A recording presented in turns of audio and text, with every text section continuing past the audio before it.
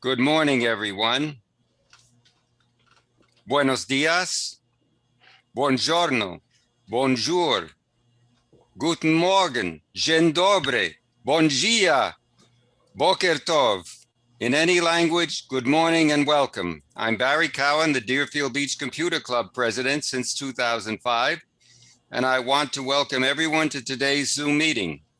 My thanks to Carol Friedman, my invaluable vice president, for co-hosting this meeting. Also to Bob Gastisha, Judy Talor, our guest speaker, and also, that's it. Okay. Time is literally zooming by. Spring will begin very soon. Is it March 20th, as Steve said? I'm not sure. I think I'll take his word for it. Our next Zoom class will meet on Friday, April 9th at 10 o'clock. Why not April 2nd? Well, April 2nd is Good Friday and the day I get my second shot.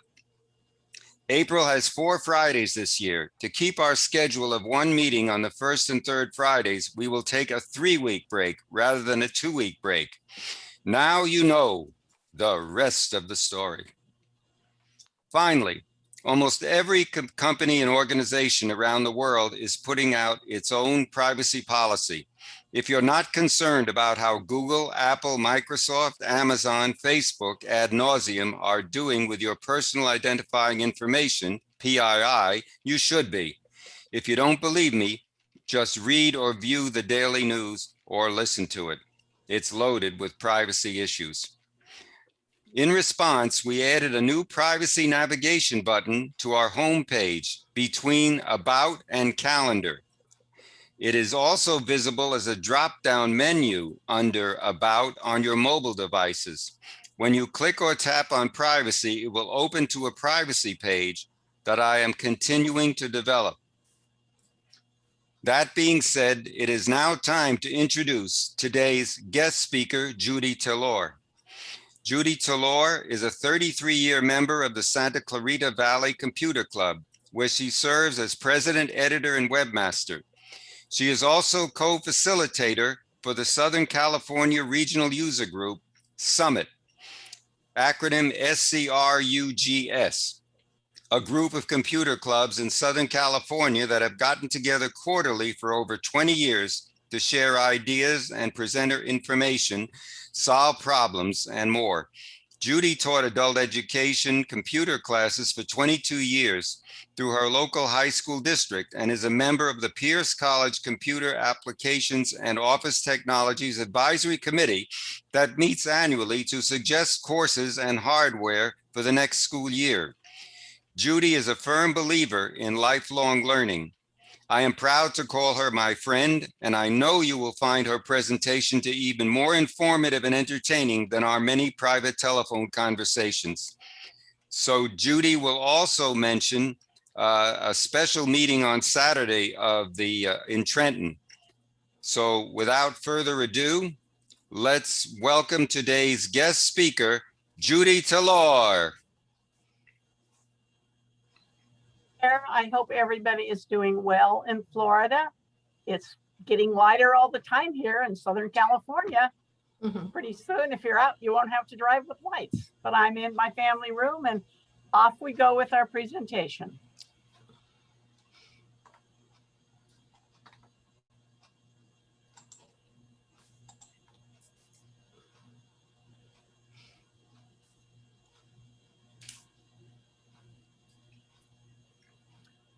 This is all about decluttering your digital life to make your devices possibly work better, work faster, and work for exactly how you want them to. So the presentation is brought to you by the APCUG Speakers Bureau. And back in the day, I did 4 or 5 surveys of all of the groups, asking a series of questions. And what always came up in the top 4 or 5 was, how in the world can we get new presentations for our member groups? And with that, the Speakers Bureau was born.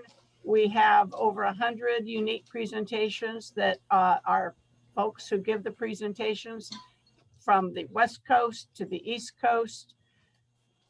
And they're there for the presidents and the program chairs to choose something different than say is normally given at the computer club meeting. And we have a good time doing it too, which is more fun than anything. If you can't have a good time working with technology, why bother?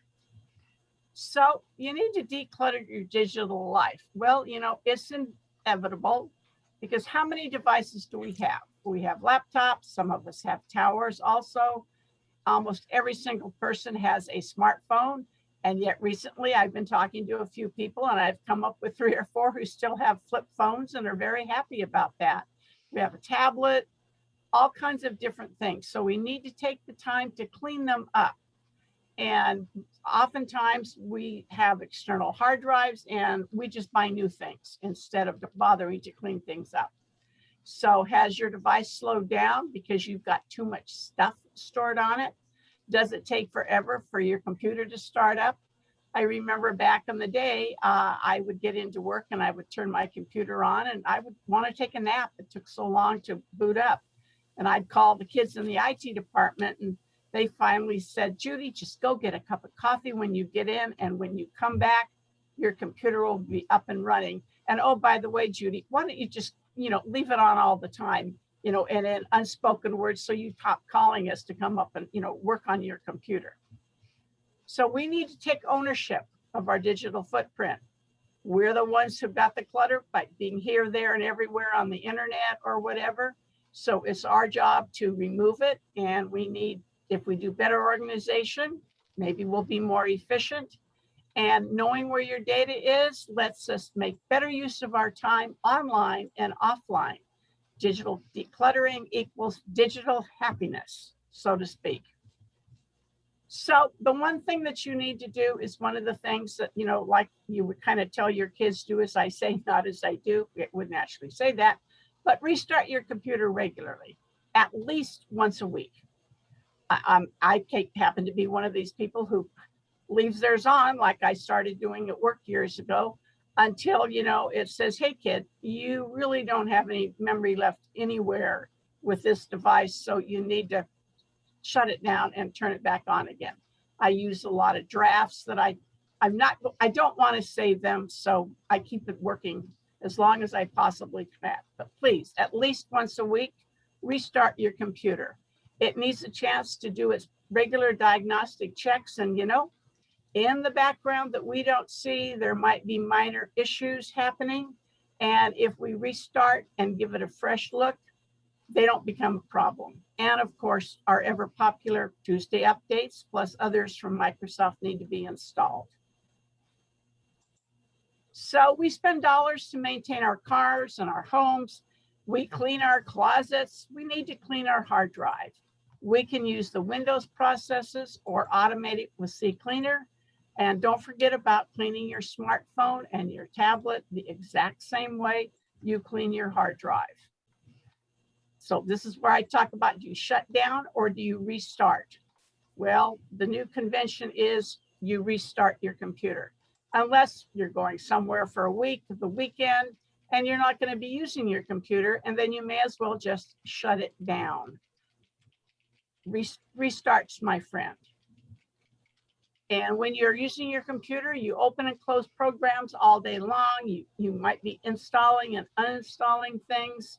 You're working on the Word documents, the PowerPoint presentations, an Excel spreadsheet, working on your digital photos. And this all leaves the footprint in the background that you really don't need, and they are hogging your resources.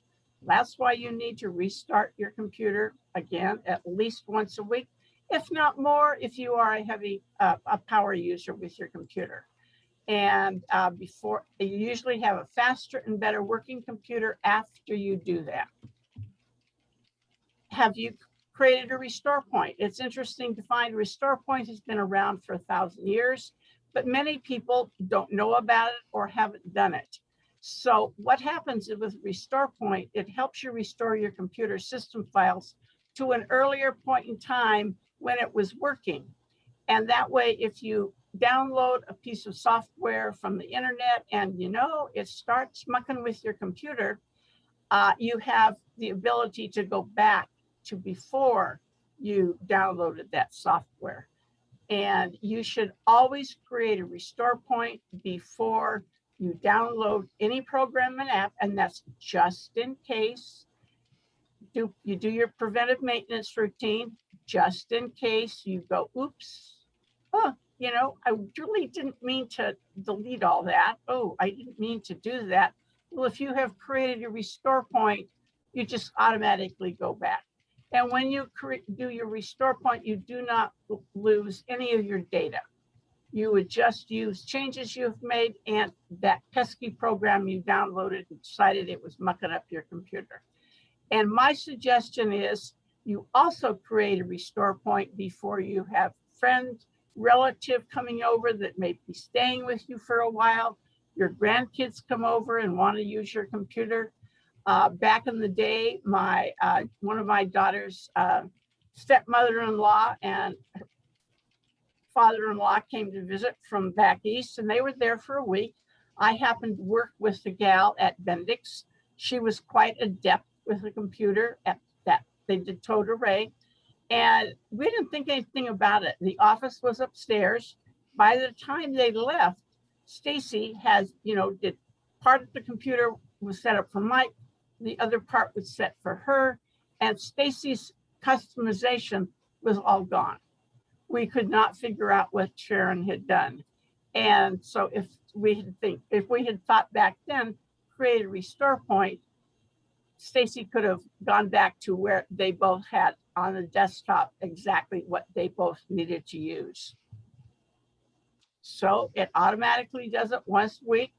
And when you are downloading it, like apps or driver installations, anything like that, sometimes it will create a restore point for you. But if you want to create one, all you need to do is type restore in your search box. This is what comes up. You need to configure it if you haven't configured it. I have an SSD drive as my C drive. And when I went into this, I went, what? Your SSD drive has been defragged 6 times.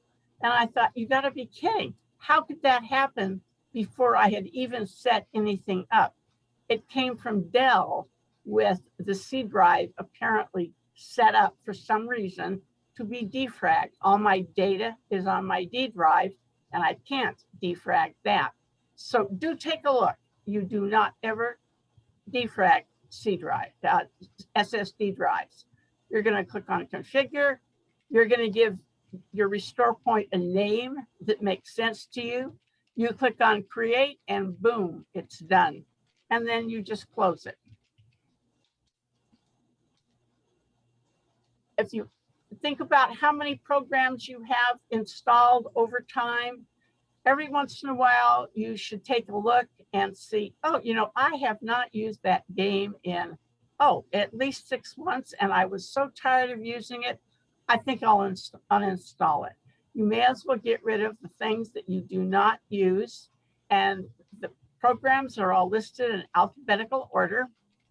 And my grandson, number 1, called one time and he said, Grammy, can you come over and take a look at my computer? There's something wrong with it. And when I went over there, he had at least 15 things that he did not want on his hard drive. He uses Steam with the overlying games that they used. And unbeknownst to him in the background, these things were getting downloaded.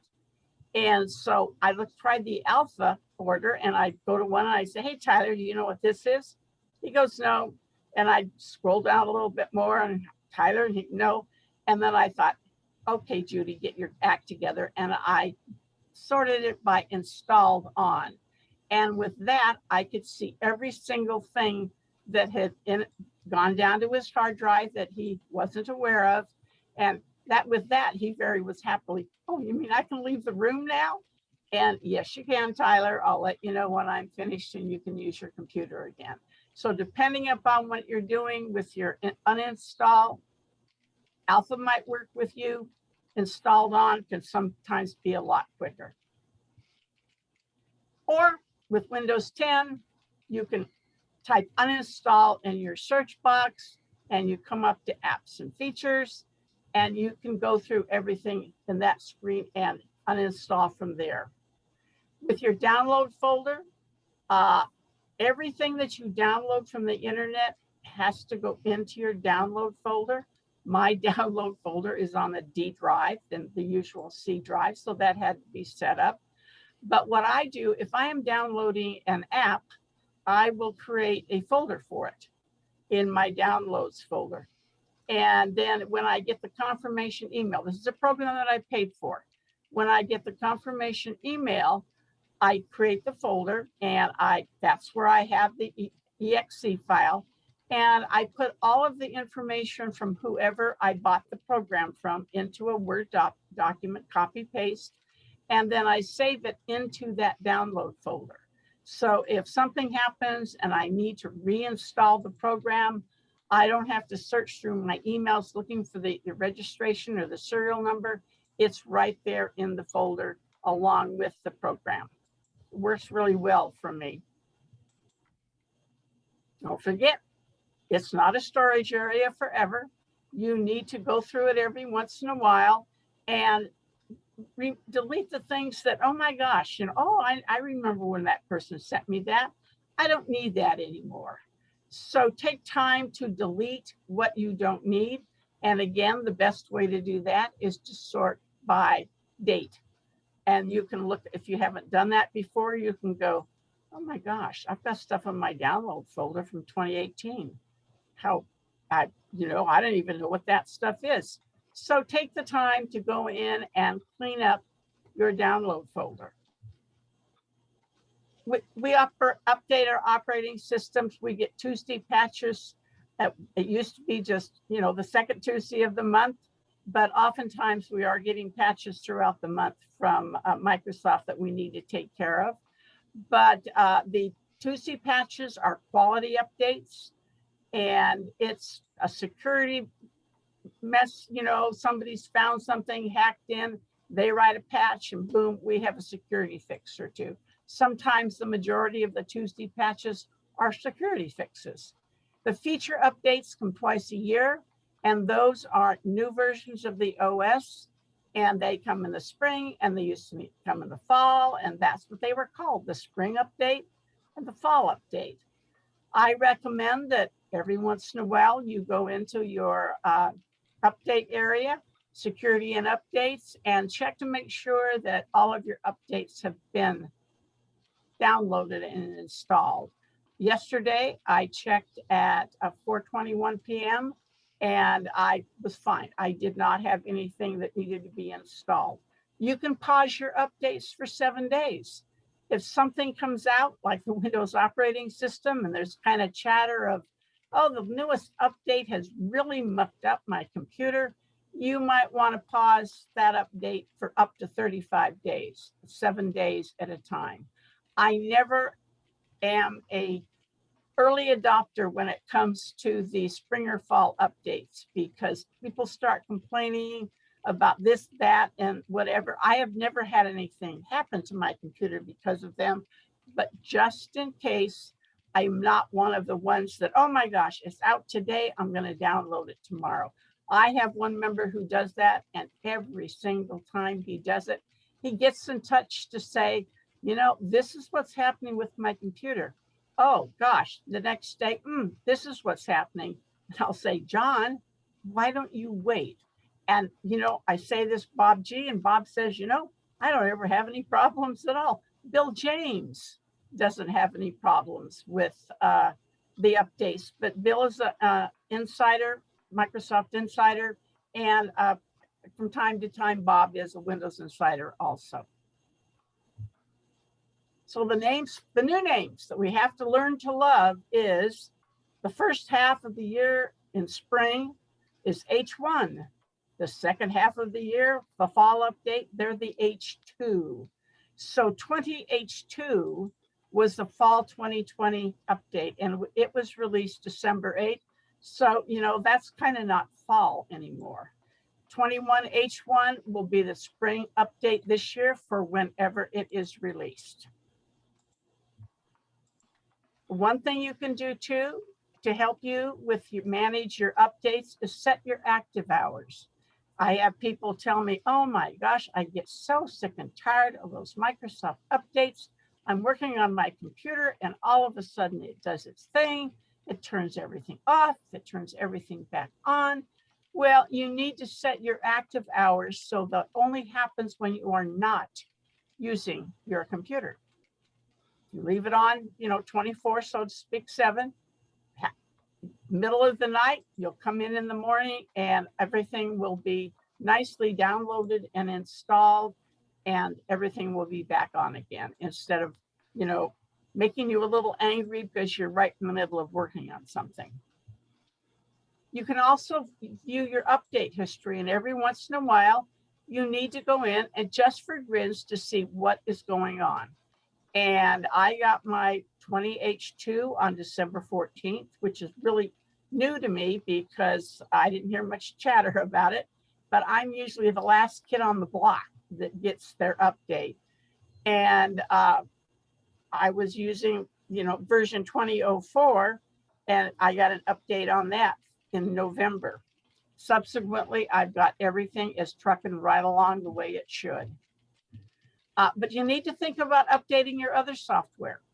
Unless you're one that goes out to all the websites for the apps that you have and, hi, do you have a new update? You need to think about updating them along with your Microsoft stuff. And if you have the Office products, you need to check the box that says, please update all my Microsoft products at the same time. And if you don't have that checked, you're going to get a bar on your Word or your Excel and PowerPoint, and it will say, we have an update for you. And you say, thank you so much for letting me know. I'll wait till, the next patch. I will get it updated that way. So you can use File Hippo to go and update. I don't happen to like File Hippo. They don't seem to have the programs that match what I have on my computer. Or Ninite is another program. I know Jerry Minnick loves Ninite. Again, it doesn't do anything for me. And I love Patch My PC. A couple, 3 years ago, Matt Batt, who was the president of the Sun City Center Computer Club, in his president's letter, in his newsletter, talked about Patch My PC and how happy he was with it. And he's one of those people that over time, I could see he knew what he was talking about. He seemed an excellent resource for the club. So I thought, I think I'm going to try Patch My PC. This tells you what the different things do. And again, they're all free. And if you haven't looked into them, you need to and see which one appeals to you. And it was Patch My PC because I'm a visual person. And how shallow can you be if you say, I really like my Patch My PC because it's got neat colors, but I also love what it does. I trust it.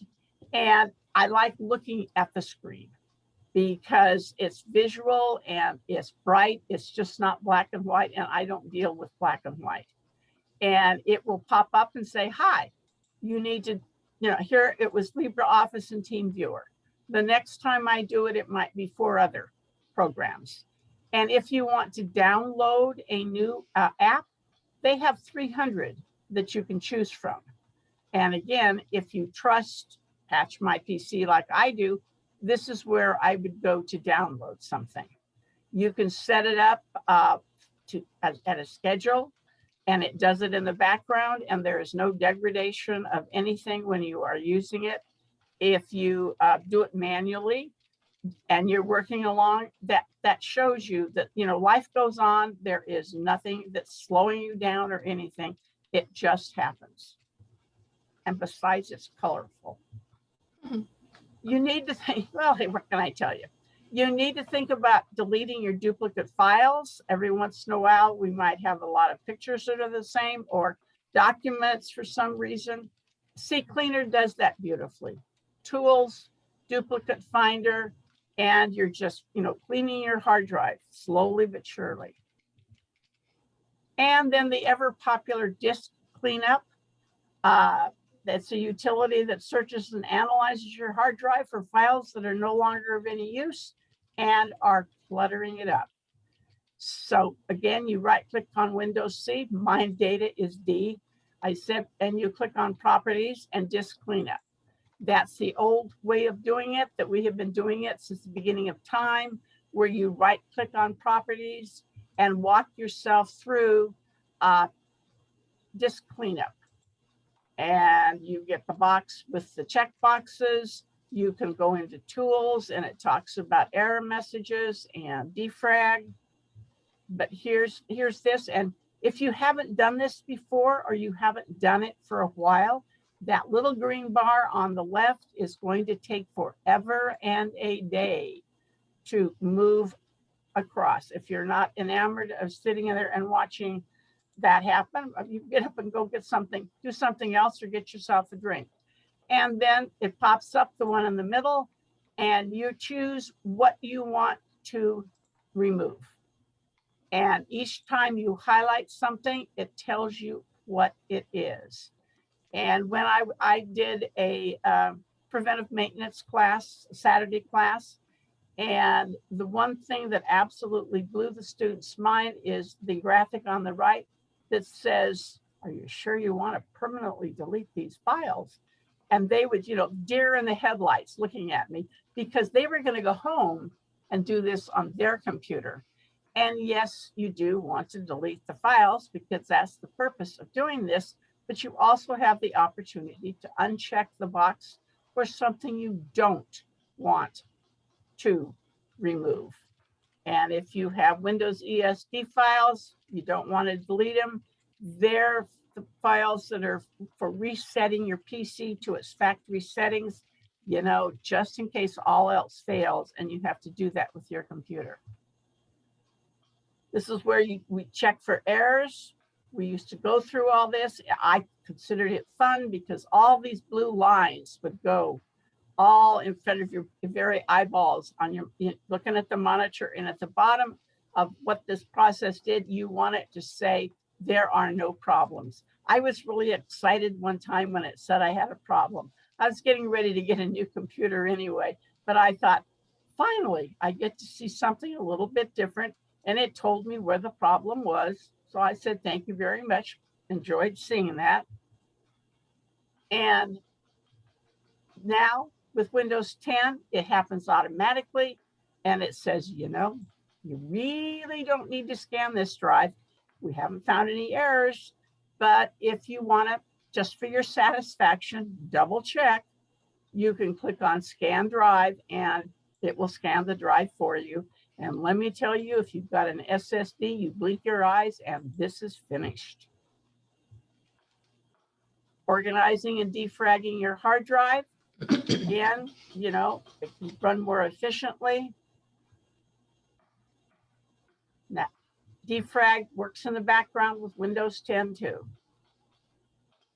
But if you want it, you need to think about setting it up. I have a D drive and a C drive, and I needed to go in and make sure that this is not my Dell now. This is an old Toshiba that I had, but because the D drive was the recovery drive. But I went in here and I want to optimize. I don't have any choice. This is my SSD drive. And I say, no, I'm not going to do that. So I don't defrag anything on this Dell laptop I have here, because it will not let me select my D drive, which is the one that I really want to defrag, because I want to put all my programs back in my documents and everything in contiguous order. But again, I can't do that. But you need to set it up. Change when I looked and saw my SSD drive had been defragging, I immediately went into change settings and I turned it off. And for some reason, I need to check this every once in a while, and I didn't realize that.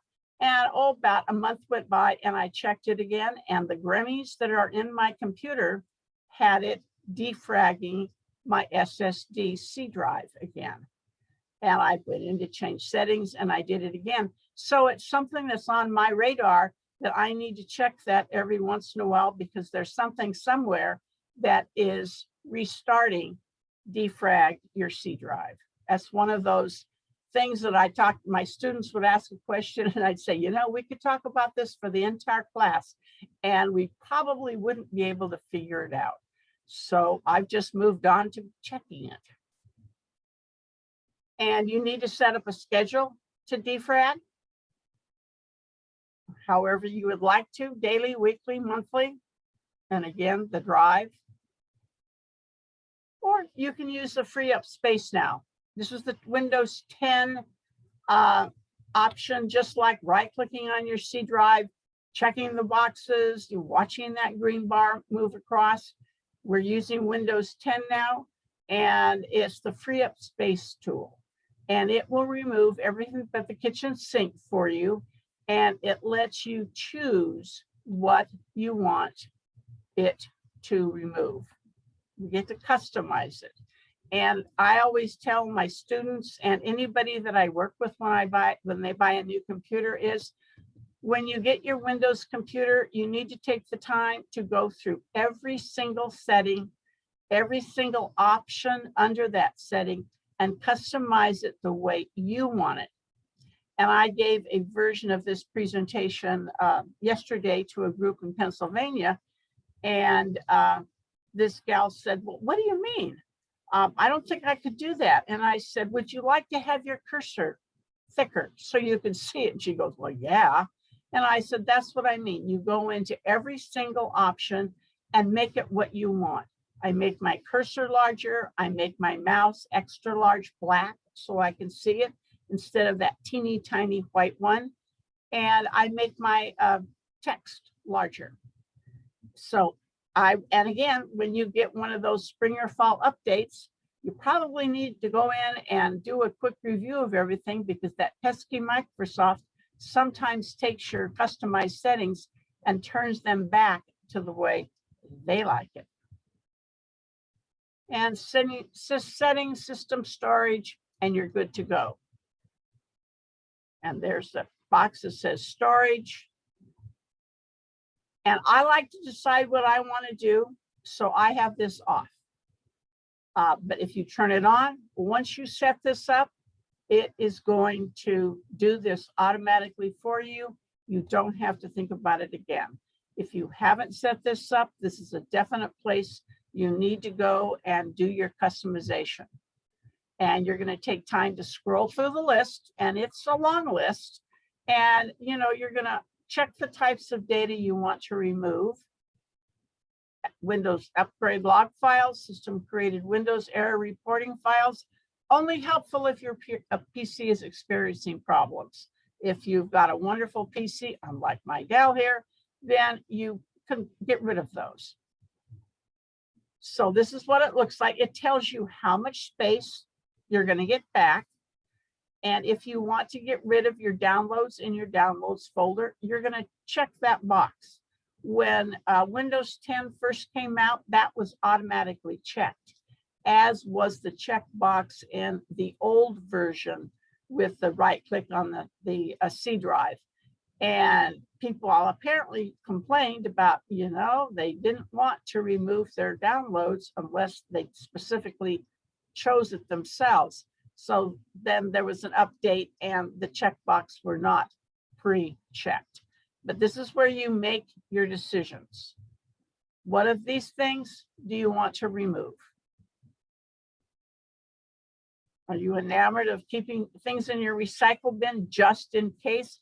I have, you know, worked on people's computers, and you look at their recycle bin and they have, you know, a gazillion megabytes of things in their recycle bin. And I say, why? You know, it's a trash can. Hello, you do the, you know, the trash people come once a week to pick up all your trash. Well, you know, just that. And I say, hey, have you ever gone back to your recycle bin and found something that you needed? And they look at me and they say, well, no. And if you dump it on a regular basis and you need to find something, it's much easier than having 6 months worth of trash in your recycle bin. And again, you check what you want. And there's the ever popular Choose which items you like to permanently remove to free up disk space. You've done that, and you click on remove files, and you are not going to have them back again until you get the same type of files in the same area that have to be cleaned up. So is your computer slow to boot up like mine was at work? Many programs think they are the greatest thing that came down the pike. You download them and they put themselves in your startup folder, and you don't realize that. And you think over time, why is my computer taking so long to start up? Again, with an SSD drive, you blink your eyes and it starts up. I recommend if you buy a new computer, you make sure that at least your C drive, if you have to be stuck with a C and a D like I am, is an SSD drive. I helped the neighbor across the street get a new computer a couple of weeks ago. And I said, you know, you're going to get an SSD drive. He goes, oh, I don't care. That doesn't make any difference to me. He had a question about one of the Windows updates and called me, and I went over there. I said, how are you liking your computer? Grinning from ear to ear, he said, oh, it starts so fast. And I said, weren't you the one that said it didn't make any difference? And he goes, yeah, yes, I did say that. So go into Task Manager and take a look and see if there's some programs that you have downloaded that are starting up every time you use your computer, and you use them every other week. You use them once a month. Even anything that I would just use once a week would not be in my startup folder. I am very capable on opening it myself rather than having it up and being resident all day long. And the ever popular Control-Alt-Delete and brings up your Task Manager. And when I did that for the presentation I gave yesterday, I went, oh, you haven't been checking lately, have you? Because there's WebEx. I use WebEx and Teams and a couple of other, Zoom type programs. And I usually go back and make sure they're not in my startup. Again, when I get the link, I click on them and everything starts up beautifully. So I thought, okay, I need to go in and and you don't remove it, you just disable the programs. So if all of a sudden WebEx was something that I was using every single day for something, I would probably want to go back into Task Manager and enable it. But check your list. If you don't use Cortana, you can disable it, and so on. And you can also right-click on your taskbar, and you get a lot of different options for your Task Manager. And if you right-click on your Start button, so to speak, you get even more. And Windows 10, you go to Start Settings App and Startup, and you move that slider bar from off to on, and you customize what is starting up that way. And it's interesting to see that the WebEx does not appear here. Do I really need the Logitech Download Assistant? That's my keyboard and mouse. The answer is no. Do I need OneDrive to start up every single day? No. Bill James works off his OneDrive. He has very few documents on his C drive. So of course, he's going to have that over to the on position. But with me, I don't, so I've turned it off because it's high impact, taking a lot of resources. iDrive, that's my cloud backup program. Or you can use CCleaner to disable them. And it's the same thing. You just highlight the one that you want to disable and click on that, and boom, it's done. And above it, you can see where it says enable. And you can see that OneDrive is grayed out. That's what it looks like when you disable. And that's not a screenshot of this Dell computer, so you don't see the Cisco WebEx there. Again, you can use CCleaner to customize and analyze everything. And this is what CCleaner does for you. But the operative word is you need to customize it first. Because once you click on OK, what you have said is gone. So you need to go into each of the browsers that you use. Oh, I like to keep the history for this one. Gonna get rid of all the cookies and everything, but I'd like, no, I like the history in that other one. I don't search for anything in the third browser that I use. So not very much, usually nothing important. So I will check history, clean up the history for that. Again, CCleaner does pre-selections for you, and you don't ever use those because you're going to be picky about what you want to be removed. And like I said, possibly customize it for each browser you use if you use more than one. I like my history because every once in a while I'll have to go back and find something that was there 2 weeks ago. And if I didn't have my history, I'd probably be up a creek. So again, you need to, if you're using CCleaner, you need to customize it. And they also have a registry cleaning program. And most people go, oh, don't clean your registry. Other people say, I clean my registry all the time. I trust CCleaner and I clean my registry. It makes a backup. It makes a folder for you on your hard drive. It creates a backup and it puts that backup in there. It tells you what the problems it's finding, missing DLLs or whatever. Last July, there were 169 items. With this brand new Dell, I decided I would go in and, 2 or 3 months after I got it, it had 308 things. And I'm thinking, you should have bought a different brand. And so, hooray, restart your computer, take a big breath, and enjoy your clean computer. If you don't do anything else about cleaning your hard drive once a year on February 8th, that's Clean Out Your Computer Day. I mean, you would laugh about all the technology dates. Every single month, there is something that you can celebrate in the world of technology, or it's like World Backup Day is March 31st. So we're having a backing up workshop is one of our Wednesday workshops. So something every month. So February 8th is Clean Out Your Computer Day. So I organized my hard drive. I believe Bill Gates 1,000 years ago when he said, your hard drive is just like your file cabinet. And when I would tell this to my students in the classroom, I had a 5-door file cabinet right to the right of the desk, and I would fling my arm out and bang the palm of my hand on the file cabinet. And by golly, they got the idea that the file cabinet was just like their record player hard drive. And I have folders and I have subfolders. And in my world, numbers rule. The folders I need to get to on sometimes a daily or weekly basis have numbers.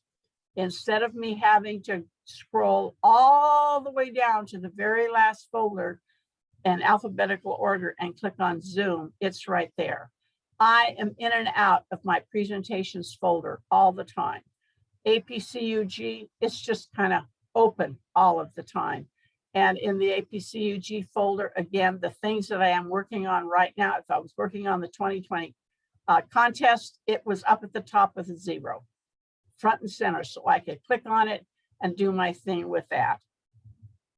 So I have subfolders under Geo, those are my Golden Oak classes, and I chose Google. And then there's a list in the Google subfolder of everything pertaining to that class. I taught the same classes, fall, winter, and spring. And every time there was an update to anything, or I found a new way of doing something, or I was just bored with the information and wanted to freshen it up, I easily could go into my Word or my operating system, my digital photo, my Google folder, quickly find the document, bring it up, revise it, print it out, because my handouts were all printed from my students. The first night of Introduction to Computers and Windows, they went home with 30 handouts with screenshots and instructions, because That's the way they learned, with their eyes, their ears, and their hands. And when they got finished with the class, that my handouts were with their book. Pictures the same way. Do you have problems finding your pictures? Some people sort by year, other people sort by subject. If you had a reunion in 2017 and you had a 2017 folder, and you clicked on that, and by golly, under the R, there were all your reunion folders. So much easier to find than scrolling through everything that said IMG on it until you found what you were looking for. Think about getting rid of your duplicate pictures. If you have taken 5 pictures of the same thing, 4 of them are blurry, delete them. There's really no reason to keep them there. And you need to think about organizing your desktop icons. Delete folders and files on your desktop, but make sure that the files have been saved in a folder. If you saved it onto your desktop and you delete it, it's toast, it's gone. Because the thing is, your documents need, and your photos and anything like that needs to be on your hard drive. Do you really need that app shortcut? I went through mine the other day and I thought, you know, there's 3 app shortcuts here. Put them by themselves. I did not put them there. I don't need the shortcuts. Boom, boom, boom. I seldom look at my desktop, so I really didn't need that. But if you use several programs for digital editing, or you have Avast and Malwarebytes, you have several icons for genealogy because you use 3 or 4 different programs, create a folder on your desktop for genealogy and drag all of them in there. So it's one-stop shopping. You're not going around. If you were someone who looks at your desktop to click on an icon, you're not looking, oh my gosh, where's that genealogy program? Oh, there it is. Drag them all into a folder. And you just right-click on your desktop, click on new, click on folder, and give it a name, and you're off and running. I have any extra folders that I put on the right-hand side of my desktop. I have all the shortcuts, so to speak, to my programs are on the left. Never the twain shall meet. When I give a presentation in person, I would put everything into a file with the club's name and whatever, and I would then resave everything in the desktop so I could quickly pull everything up. I do that for my club meeting each month. And then after the meeting, I just go and I delete that folder for that particular meeting. But it comes in handy and quickly for me to find. And there's my club meeting for September. And these were the 3 things that we talked about. September is National Disaster Month, so we did a bit on disaster planning. And then here's your download folder again. And here's my download folder. So I have a Brother printer. I have Malwarebytes, Patch My PC. Anything that I buy has that Word document in there.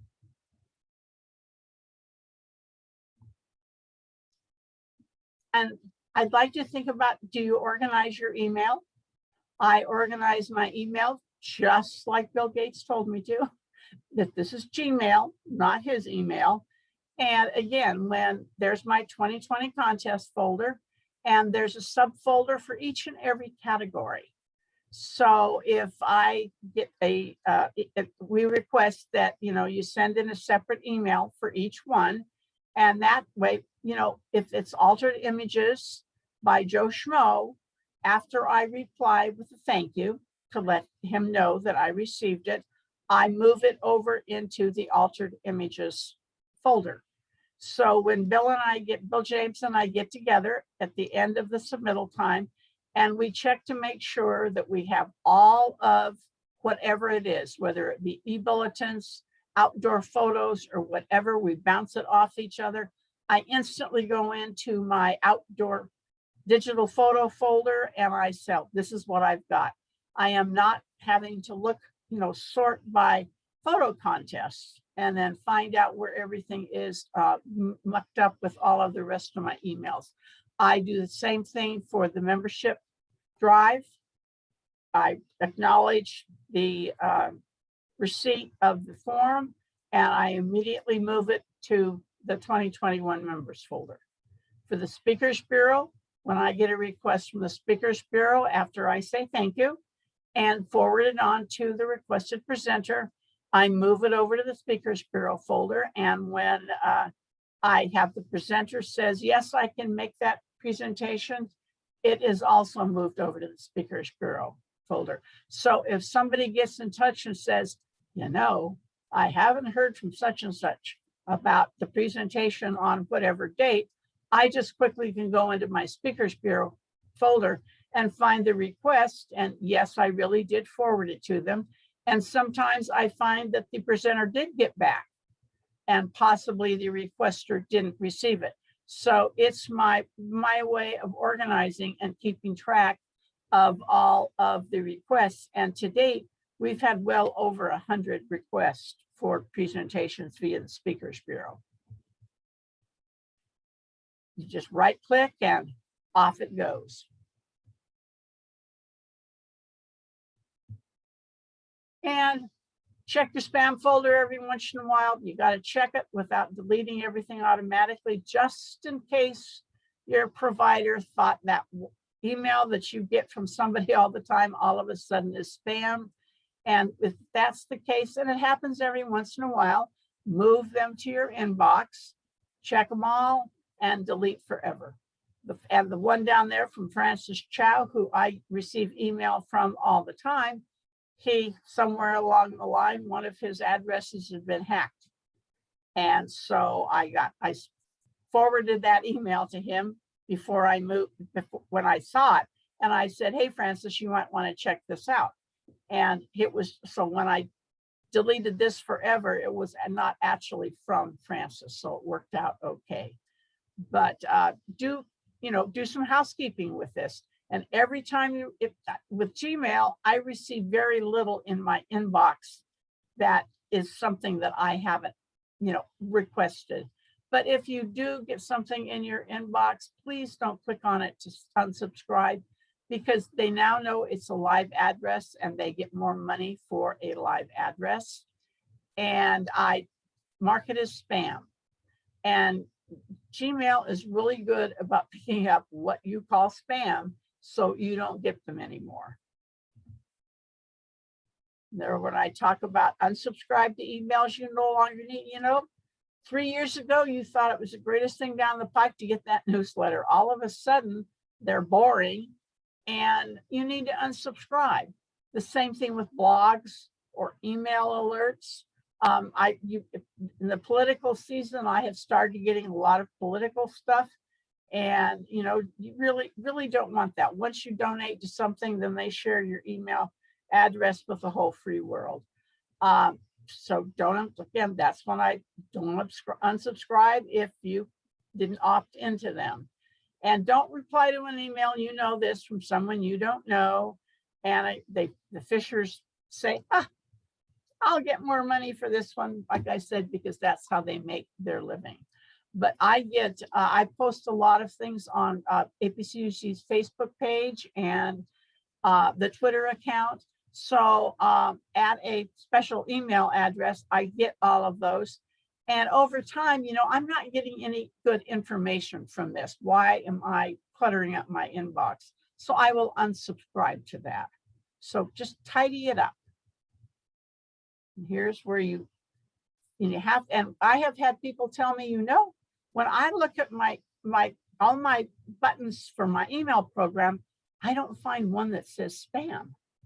It's not listed where I can see it. So in that case, Google it. John Kennedy would say, Judy, you should say DuckDuckGo it and ask where the spam button is so you can make it visible. This is, are you interested in the topic? Are you getting it too often? These are the kind of things you need to think about. Do I really want that or need that anymore? And delete all the emails you have with large attachments that you're never going to look at again. I have one person that I know that every single email that comes with a picture, they put over in a folder. And I say, do you ever go in there and look at those pictures again? No. Have you ever wanted to go into that folder and look at any of those pictures? No. Well, then why are you putting them in there? And you just get this, well, shrug of the shoulders. I don't know, because many email accounts have a limit of what you can store. And some of them automatically start deleting when you get close to your storage limit. And so, you know, if you've got something with a large attachment that you've got it downloaded and you don't ever need that again, just go ahead and be brave and delete it. And in my Gmail, I have customized my inbox to remove the social, the updates and promotions and things like that. So I don't have all of those categories on my menu on the left-hand side. I don't pay attention to any of that. Therefore, I don't need it.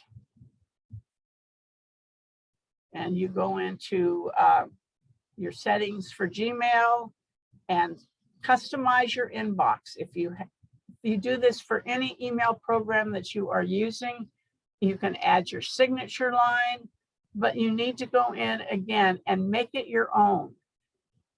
Gmail, Outlook, Hotmail, even AOL, whoever happens to use any of those, they all, again, like Microsoft, set things up like they think it should be set up. And we need to go in and set them up the way we really want it to look. And you also need to clean up your web browsers. You can improve the speed of your browser, the 3-dot menu, privacy and security. You can say, hey, you're not using CCleaner, but you're using the browser itself. Do you want to clear all your browsing data? Check the boxes. How about your cookies and other site data? Again, customize it to do what you want it to do automatically. You can do the same thing with Edge, and you can choose, do you want to, delete all the cookies when you exit the browser, when you turn it off.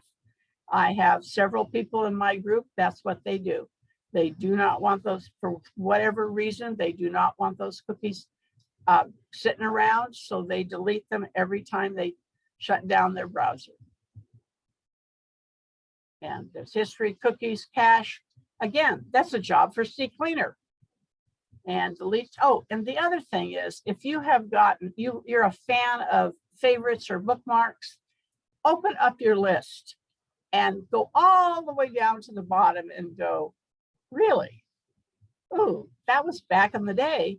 And delete the favorites and bookmarks that there's no way you would ever want to go back and look at that again. And this is what it looks like in CCleaner. You choose what you want to remove. And a clean house is the sign of a broken computer. I truly believe that. And here are the days of the week where you clean various and sundry parts of your technology. I love Saturday, time to shake out the keyboard again. That's true. You turn it upside down over a newspaper and lightly tap it to get all the crumbs out of it.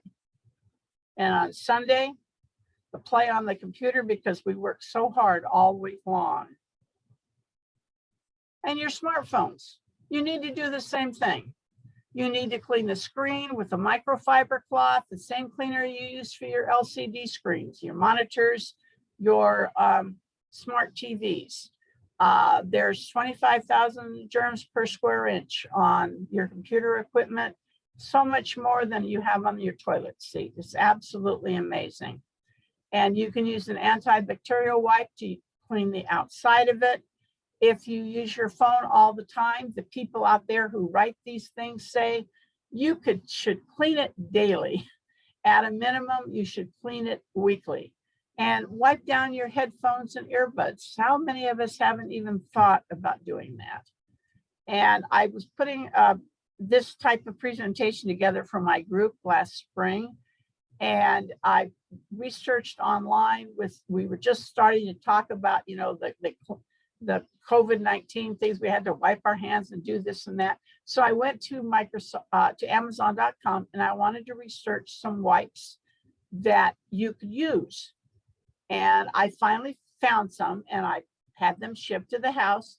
And the day before my computer club meeting on Sunday, Apple announced that it's okay to clean your device with disinfectant wipes. And I went, you got to be kidding. All of these years, I have been telling everybody, only use what is specifically out there for cleaning your monitors, your keyboards, your mice, your phones, whatever. And here Apple comes back and takes away everything that I have said for all these years. And they said anything with a 70% isopropyl alcohol wipe or Clorox and disinfecting wipe, gently wipe, blah, blah, blah, don't use bleach. I just wanted a container of this just so I could say I have one. It was only, 3 or 4 months ago in my area, were there ever any on the shelves? And I went down to buy one, and I just kind of had to laugh. I thought, I just wanted to have it here because that was something I had always said was a complete absolutely not. Google still says use a microfiber cloth with the appropriate product. So they kind of disagree with the Apple on you can using the wipes now. So you go with, what you're comfortable with. The point is to clean. And, more people use their phones now for their computer, their be all to end all. I know my daughter's mother-in-law has she loved her flip phone, but her daughter gave her used iPhone. Oh, I really don't know. Okay, I'll take it, Kathy. I'll use it. When we were to go out to lunch, when you could go out to lunch in California, which is over a year ago, and the first thing she would do when she sat down in the booth is open up her purse and take out her phone. And I thought to myself, Carol, you were very happy with your flip phone. What is this? And I couldn't figure out what she was doing. Well, come to find out, she was reading all the things from Nextdoor. And I thought, you have got to be kidding. Nope, that, because she doesn't, get email from that many people. So she was reading everything in Nextdoor. And I thought, well, okay, but she uses that and she uses her iPad. She has a way cool Windows computer in her office that one of her grandsons built for her that is lickety split and everything. She only looks at that to update her book list, or when she says, you sent me an attachment and I can't see it. And I said, go and look at it on your computer and you'll be able to see it there. Again, don't forget to restart your device every once in a while. Decluttering your smartphone can be a lengthy process based on how messy it is. So do one task at a time. So take a look at your apps. Do you really need that app? You downloaded it, you thought it was the cat's meow, but you haven't used it, and uninstall it. And you can check to see how many times you have accessed an app. Android in the well-being section, iPhone screen time settings. This is where you find a list of all of your apps, but take a look at them and make space on your phone. Delete some cache, your clipboard contents, all of that kind of stuff. Delete unwanted media files. Do you have a person's info more than once? Do you have it as Talur? And then you have it as Judy Talur. And the information is the same. So delete one of them. You either are going to look for me by your first name, my first name, or you're going to have everybody by their last name. But check and see if you just inadvertently have somebody in with the same information twice. Do you need to add the new contacts because you keep having to think, what's that guy's number or whatever?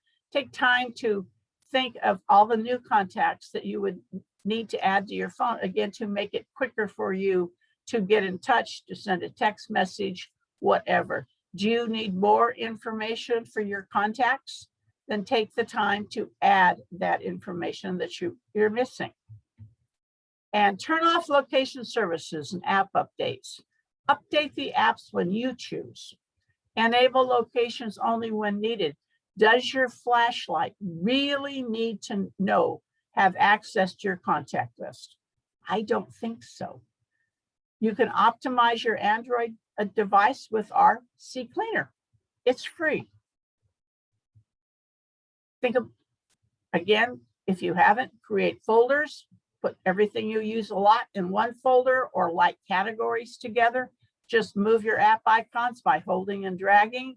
Do you have a lot of health and fitness apps that you look at? Organize them, put them in a folder of health and fitness app. Don't have to keep looking up and down and looking for the, one of them. The same thing with your communication apps, your social media, however your brain works. Are they going to be in alphabetical order? Some people just like all their apps in alphabetical order. They say, Judy, that must be the way you have yours because I'm an alphabetical order person. I said, no, I actually have them in categories, then alphabetical order. Photos, delete the duplicates. You know that you're sending them to iCloud or to Google, your Drive for Google. But, if you're taking 2 or 3 before they upload, get rid of the duplicates. There's no reason to take up storage space in the cloud, especially with Google now kind of changing its ways on how much you can have up there. So right off the get-go, take the time to go, oh my gosh, there's 3 blurry photos. Boom, I'm only going to keep the one that's really good. And if you don't have that set up, please set up your Google Drive and your iCloud storage. I have one family in my group who has a problem with this. He does not believe in the cloud in any way, shape, or form. So she's always asking, what if something happens to my photos? And he refuses to put them up in the cloud. So I've said, then David, you have to back them up to your computer no matter what. So she hounds him until he does that. And if you have photos on your device that you really don't need, be brave. They're in the cloud or on your smartphone. And I am finished. Any questions? Let's give Judy a warm hand for this presentation. Excellent job, Judy. You're a true friend. And when I tell everybody that every presentation you give is informative and entertaining, there's the proof, ladies and gentlemen. So now we'll take your questions. Yes, Judy, how do you establish a restore point? If you're using Windows 10 in the search box, you do restore. The instructions on how to do that are in the presentation, and I will be sending it to Barry, and he can put it on the on your website or however he disseminates. Some people send it out to all the attendees, whatever. But you just, type restore because, like I would tell my students moving up, they'd go, how am I going to find anything on Windows 10? It makes no sense. And I would tell them, your search box is your friend.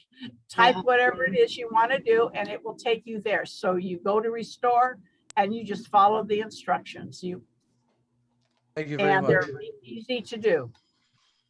Great. Judy, you said several times about not using defrag if you have an SSD. Why is that? Apparently it ruins it. Mm-hmm. Bob G could give you a more technical description than by the way, an SSD is a solid state drive. Right. And they're the new kids on the block. And I urge you, again, if you get a new computer, please get it with an SSD drive. Just try not to get it with a little, I only have 110 gigs on my SSD drive, and that's where my programs are. But I have a terabyte for my physical record player drive. And I would know more. If I had known that, I would not have bought the computer, but I didn't even think about that. But I mean, it just makes me laugh every time I restart my computer because it goes like that and it's on and it's way cool. I have one other comment, Judy, if I can make it. Mhm. Especially where cleaning devices is concerned. You were talking about using wipes and all kinds of things to clean your phones and your keyboards and all. Be very careful when you go into any store like Best Buy or Staples or Costco. None of them clean their keyboards or screens. I would not touch a screen with my finger because they are not kept clean on a regular basis by the sales personnel, by the management. You should bring a stylus with you and use that stylus when you're going to touch any screen in a store like that. Just a tip. Outstanding tip, outstanding. And what's not included, I didn't give today, is how do you actually, you clean the outside of your computer, how you clean your keyboard, because that's not digital stuff. But the one thing you need to know is if you are using an LCD, you are using a screen cleaner for your smart TV and all your stuff. A Swiffer is your best friend. And I think everybody should have a Swiffer because it cleans the dust off. If your smart TV is hanging on the wall, you can't see how dusty it is. Mine is at an angle where the room that I'm in. And when I walk in, if the sun is the right way, I go, oh my gosh. So I get my Swiffer out and you go one direction. You don't ever go like this. And I clean it. And a good mom, I'm a helicopter mom, I will go over to my kids' house and they're not home. And I take my Swiffer and I clean all my kids' smart screens. And every once in a while, one of them will notice and say, hey, Mom, were you here with your Swiffer today?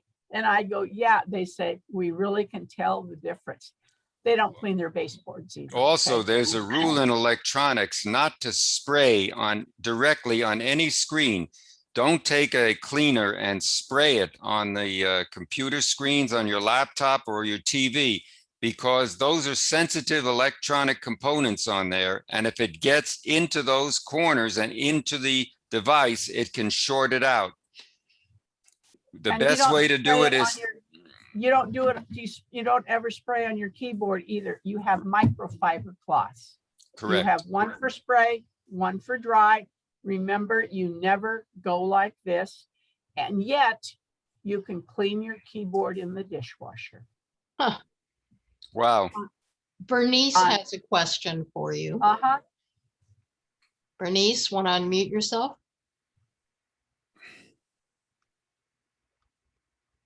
Bernice? Okay, while she's doing that, Marcia has a question for you. Yeah, I'm not muted, but apparently I'm not on video either for some reason. I do have 3 questions though. If you will start my video, that's nicer. But I can't. Marcia, all you need to do is click on your video camera. If you have a red diagonal across it, click on it and we will be able to see you. Well, I've done that many times, but it says the host has disabled it. Oh, well. I did not. No. Okay. So, Somehow okay. my video got disabled from some host and All right, I'm don't not worry sure about why. it. Go ahead. No, okay. My 3 questions are, the first one had to do with the fact that, it seemed to be a conflict between defrag or don't defrag. And now I understand you said that you don't defrag if you have an SS as a solid state drive. How do you find out if you have a solid state drive? I don't think it says I'm back on video. anything. But how old is your computer? I have several computers. The newest one is probably 3 years old. And Marcia, the other one is probably 5 years old. excuse me, Okay, well, Marcia, you can go to system properties. If you go and look at your system properties on the operating system, it will show what type of device you have there. and what the storage is on it. Okay, thanks. And if System they're that properties, old, easy. Right. if they're that old, they're Carol's probably got not, the answer. Right. if they're that old, they're probably not solid state. Okay. They're One of the relatively. reasons, Flow. one of the reasons, by the way, that my husband was quite successful when he started business years ago, was he was able to fix Sonys back in the 1960s because he could handle solid state stuff and the older TV repairmen couldn't. But anyway, my second question was in uninstalling stuff where you talked about the download folder. And in the download folder, if you have updates, can you uninstall the old updates, or does that eliminate stuff you don't want to eliminate? In your in your uninstall program, you are removing the thing from your hard drive. You're not going to find any updates, at least I never have, in my downloads folder nor in my installed programs. Okay, okay. Last question. In cleaning up where you have cookies, I used to do that all the time. I used to do defrag and clean up, removing cookies and all, but the cookies business seems to be able to mess us up with the bank. If we clear the cache of cookies also, then we can't get into our bank account so readily. We have to start over again. That's the catch-22. And when you get ready to do your cookies, check in whatever you're using and see if you have any check boxes for your cookies. In some of the browsers, you can, specifically say, I don't want to, clean this, leave my cookies there. But you're going to have all the cookies. I haven't come across one, I don't think, that is specifically for my bank. That's the downside of cleaning your cookies. So if I go into the cookies, which there may be an awful lot of by now on some of the things, there will be specific saying which ones they're for, right? Possibility, take a look. It never hurts. Or that's a good question for Google. Okay, And when I ask my questions of Google, I ask it in complete sentences. And I figure Google is smart enough to pull out the pertinent words that they want. And it works really well with that. And up comes answers. You can So- phrase your search on Google with quotes at the beginning and the end, and it will search for those specific words only. But okay. again, I just type it in a full sentence, like I was asked a question of a person. Okay. Mike has a question about whether you had to pay for your Patch My PC program. No, it is free. Ninite and Hippo, they're all free. It's a service. They do have paid programs because a lot of people say, I can't, oh God, there's something wrong with the free program. There is something wrong with the free Avast. Why would Avast give away a good product for free? Well, they're selling a gazillion of their full security suites to people and businesses and enterprises and all this good kind of stuff. And they're great companies by giving us a free version of something. And with Avast, they have a ton and a half of stuff that they have that you don't get with the free program. But if you're looking for a superior antivirus program and a security program, Bob G has said for years, he uses the free program. And I believe what Bob G says.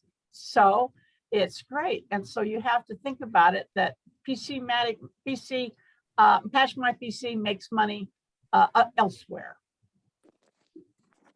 Any other questions? Great. Judy, would you like to mention what's coming up tomorrow in Trenton? Clark Walker, who is the president of the Princeton, New Jersey group, sent me an email and said, would you please send this out to everybody? And it's about the Trenton Computer Festival that they quote as being the longest running event of this type.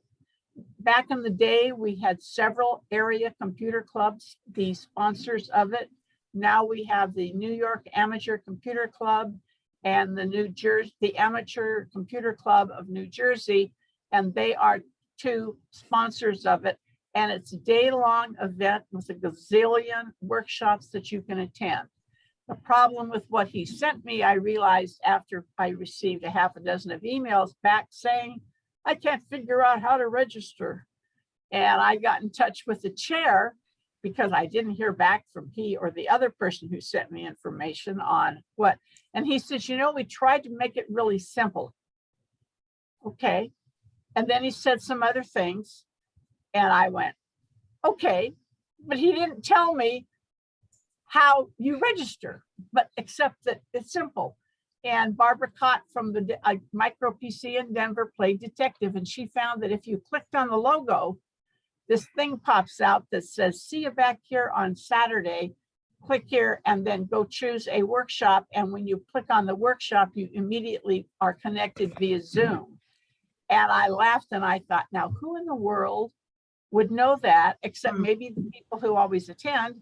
And by the time I looked at the website right after I got her email, they'd had sense enough to put that green rectangle on their website. Is there any way you can type that into the chat box so that we could see what it is? It's T as in Tom, C as in Charlie, F as in Frank.org. Trenton Computer Festival. Okay, I'll throw that into the chat there. Yeah, and don't bother doing it. You can take a look at it today, but tomorrow you easily click on that green thing apparently, or you go over to and they have if you want to become a ham radio operator, they have a track from 10 to 4 that when you're finished, you got your ham radio license. Wow. Ham radio? Yeah. Did you just say ham radio license? Yes, ham amateur radio operator. If you go to their workshops from 10 until 4, you end up with your ham radio license. Yep, reminds you of my old days. Yep. Back in the day. Not old days in my family. My husband is a ham radio operator, and so was I, but I let my license lapse. Cool. So I can go to this Newark thing and renew my license. Check it out and see. Wait a minute, Marcia. I thought Jewish Check it out. people had nothing to do with ham. Yeah, well, there are exceptions. Okay. Okay, next Wednesday, we are having a MailChimp workshop. We have 3 people whose groups won first place in the 2019 and the 2020 e-Bolton contest on easily sending out nice looking messages to the members to keep them engaged. One of the groups in Arizona, that's how they send their newsletter out. It's all in a MailChimp email. And then the following is March 31st. And we're having our backup workshop in celebration of World Backup Day. And everybody's going to have to take the pledge that they will back up, because that's one of the things when I give a presentation and ask how many people are backing up, it's like, 3 people raise their hands and everybody else kind of averts their eyes like they would if they were in person. The same thing with using a password manager. We all know we should, but we don't. Over to Bob. Harry, you had posted a link. That's the incorrect link. If you go Okay. to tcf.org, you're not going to be surprised. I posted the corrected link. It's Thank you. tcf.-nj. Oh, Because Okay. you won't. Okay. The other one is some organization that has nothing at all to do with Trenton. Thank Okay. Okay. thank you so much for the top of my head. you. Okay. Judy, thank you so much again for an excellent presentation. Now, before we close this meeting, I have a couple of things I want to cover. First of all, if you go to our club site, I'm not going to demonstrate it, but if you go to our club site under trending news, you will find under fantastic finds something called the Broadway Musical Home. here in Florida, South Florida, we always went to the Broward Center for the Performing Arts in the old days. We never missed a show. We were subscribers. And anybody who loves music or Broadway music, and I'm not even going to ask you to raise your hands, but since I am a pianist, I do a lot of stuff from Broadway books and Sinatra and things like that. And you will be extremely amazed by the compendium of information on that Broadway music home site. It's up there, so all you have to do is click on it under our trending now and fantastic find section. It's now at the top, and I'd like to know what you think about it. It's if you wanted to send me an email, you could, but is a tremendous amount of information. For example, what's the longest running show in Broadway history? More than 2,000, I think 250 performances is Phantom of the Opera. So if you clicked on that, it would take you to some samples from the actual show, would discuss the cast, would discuss the derivation of Phantom of the Opera, how it was composed, directed, produced, some of the stars in it. It's a tremendous thing that's all free. So I thought I would just mention that. And finally, in closing, about privacy. The first thing you should do when you use anything on a computer is to check the privacy settings on Google, on your browser for Opera, on Safari, on any other that you might use, whether it be mobile, whether it be non-mobile. You must check your privacy settings. Facebook, it's imperative. Instagram, it's imperative. Anything that belongs to Facebook, I would check.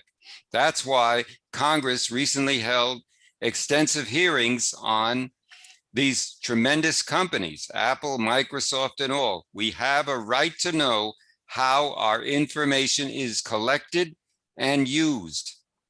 We should know that. Now, whether or not they tell you the truth is another story, but they should at least have everything posted. Almost every place I've gone on the internet now, of any major company or corporation or organization, now has its privacy policy posted there. And there's a reason to do that. It not only protects everyone who comes to the site, but it protects the web developers and everything else. We're going to be posting this extensive privacy policy very soon, and I encourage you to look at it. Well, that's all we have for today. I Oh, have my Judy? California is usually at the forefront of a lot of things, and we are when it comes to privacy. We, somebody wrote a bill a few years ago on how our information can be used. It was updated and we all voted for it. And this, starting this January, proceed, of course, it knows I'm from California. I have separate privacy settings than you all do. And mine are much more strict and stringent. I can actually say, click on, do not sell my information. Do not do this with my information. Do not do that. Blah, blah, blah, blah, blah. And Mike. And it takes a little bit more time when you go to them, but we can customize how and or the lack of what we want them to do with our information. No matter if we choose opt out of everything, it does not prevent us from going to that website and making full use of it. And it's way cool. Mike Reeves, are you there? Mike? Yeah, I'm here. Yeah, Tell us about the GDPR and how it governs privacy in the UK and in the European Union. Do you know? no idea. What it does is it says how the Europe, particularly England and the Great Britain and others, conduct their privacy programs and policies. The same thing that we're doing here in the United States, to let you know how your data is used, how they collect it, what they're going to use it for. The key word to remember when we're talking about, or the key acronym is PII, personally identifiable or personal identifiable information. That's everything that we unknowingly give up sometimes to these sites and must stop doing. Or at least we have to be aware that we can turn off these features that prevent giving us protection from outside hackers and other insidious parties that want to steal our ID and everything else today. All you've got to do, as I said, read the news, watch the news, or listen to the news, or anything on social media, and you'll know what I'm talking about.